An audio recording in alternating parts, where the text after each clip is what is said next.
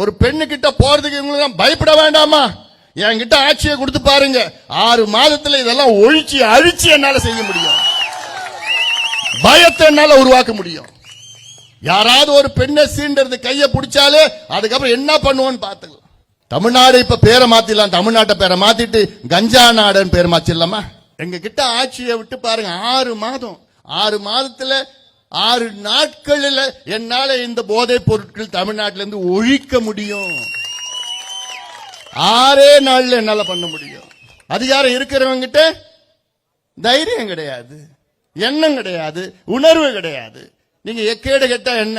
நாங்க ஆட்சி செய்யணும், கொள்ளடிக்கணும், நாசப்படுத்தணும், சமூகத்தை சமுதாயத்தை நாசப்படுத்தணும்.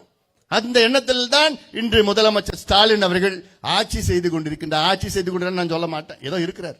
1000 ரூபாய் மகளிர் உரிமை தொகையா, அதுல கொஞ்சம் பேருக்கு தான். அந்த 1000 ரூபாய் கொடுத்தா என்ன, அந்த பெண்களுடைய வாழ்க்கை அப்படியே ஓஹோன்னு இருக்குமா? காலையில் 1000 ரூபாய் கொடுத்தது மத்தியானம் டாஸ்மாக் கடைக்கு போகுது. ஒன்னு வீட்டுக்காரன் பிடிங்க எடுத்து போய் குடிச்சிடுவோம், இல்ல பிள்ளைய பிடிங்க எடுத்து குடிச்சிட்டு போறான். 4.5 ஆண்டு காலம் என்ன பண்ணீங்க ஸ்டாலின் அவர்களே? பொய் வாக்குறுதி கொடுத்தீங்க. திமுகனாலே பொய், வாயை திறந்தா பொய், பொய்யை தவிர வேற எதுவும் கிடையாது. அந்த நாக்கு எப்படிதான் இன்னும் அழுகாம இருக்குன்னு தெரியல. விளம்பர ஆட்சி நடக்குது. விளம்பர ஆட்சி என்ன விளம்பரம்? 2 மணி நேரம் வருவார் ஸ்டாலின் முதலமைச்சர், வருவார் 2 மணி நேரம் நடிச்சிட்டு போயிடுவார், முடிஞ்சு போய். இவங்க வேணும், இங்க வர வேண்டும், அதை விட இவங்க வரக்கூடாது என்ற எண்ணத்தை நீங்கள் உங்கள் மனதிலே ஏற்றிக்கொள்ளுங்கள். தமிழ்நாடு மக்கள் முட்டாள்கள் கிடையாது, முட்டாள்கள் கிடையாது. அதுவும் குறிப்பாக பெண்கள் இன்னைக்கு கோபத்தில் இருக்கிறாங்க, கொந்தளிப்பா இருக்கிறாங்க. ஒரு புத்தகம் ரெடி பண்ணி வச்சிருக்கிறேன் நான், கொஞ்ச நாள்ல உங்களுக்கு கொடுக்கிறேன் நான்.